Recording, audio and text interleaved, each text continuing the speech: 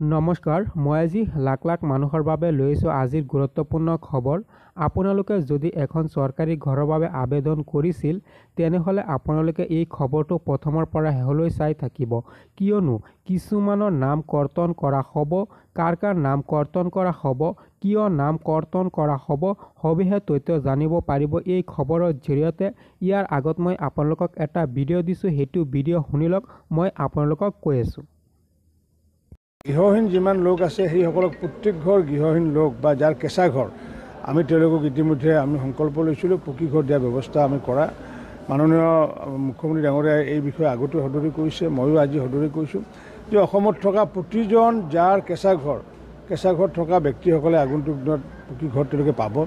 ইতিমধ্যে আমাৰ 28 লাখ ঘৰ আমাক আবণ্টন দিছিলে মাননীয় প্ৰধানমন্ত্ৰী নৰেন্দ্ৰ মোদী ডাঙৰীয়াৰ নেতৃত্বত, আৰু 28 লাখৰ ভিতৰত ইতিমধ্যে 22 লাখ আমাৰ সম্পূৰ্ণ হৈছে। বাকী আমাৰ 6 লাখৰ কাম নিৰ্মাণ কাৰ্য চলি আছে। অতি শীঘ্ৰে তেওঁলোকৰ এমাহ দুমাহৰ ভিতৰতে কামবোৰ সম্পূৰ্ণ হ'বগৈ।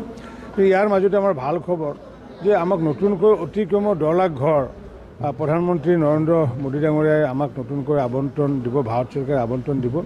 গতিকে জীৱিকা সখীসমূহে যিসমূহ ছাৰ্ভে কৰিছে সেই ছাৰ্ভে কৰাসমূহ আগন্তুক দিনত গাঁও সভাত তাত পাৰিত কৰিব লাগিব। কাৰণ বহু ক্ষেত্ৰত দেখিছোঁ যে যি নাম আহিছে বহুত মানে সংগতি নথকাও নাম আহিছে, আৰু সংগতি নথকা নাম এইকাৰণে মই কৈছোঁ যে 43 লাখ মানুহৰ নাম আহিছে। 43 লাখ মানুহৰ যদি নাম আহিছে, 28 লাখ আগতে দিছোঁগৈ, গতিকে তেতিয়াহ'লে 62 লাখ দেখোন ৰেচন কাৰ্ড মানে থকা মানুহ আছে। গতিকে তাৰমানে ৰেচন কাৰ্ড থকা মানুহৰ কাৰো ঘৰে নাই নেকি, তেনেকুৱাটো কথা হ'ব নোৱাৰে।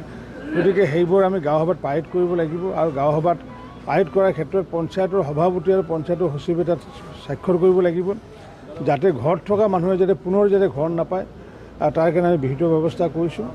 আৰু পৰ্যায়ক্ৰমে আমি আগন্তুক দিনত এইবাৰ নতুনকৈ 10 লাখ হয়তো ঘৰ আমি পোৱাৰ এটা সম্ভাৱনা এটা আছে, মাননীয় প্ৰধানমন্ত্ৰী ডাঙৰীয়াই ঘোষণা কৰিব। গতিকে আমি এটাই অংগীকাৰ কৰিছোঁ যে প্ৰতিগৰাকী গৃহহীন নাগৰিকক অসমত আমি আগন্তুক দিনত গৃহ দিয়াৰ কাৰণে ব্যৱস্থা কৰিছোঁ।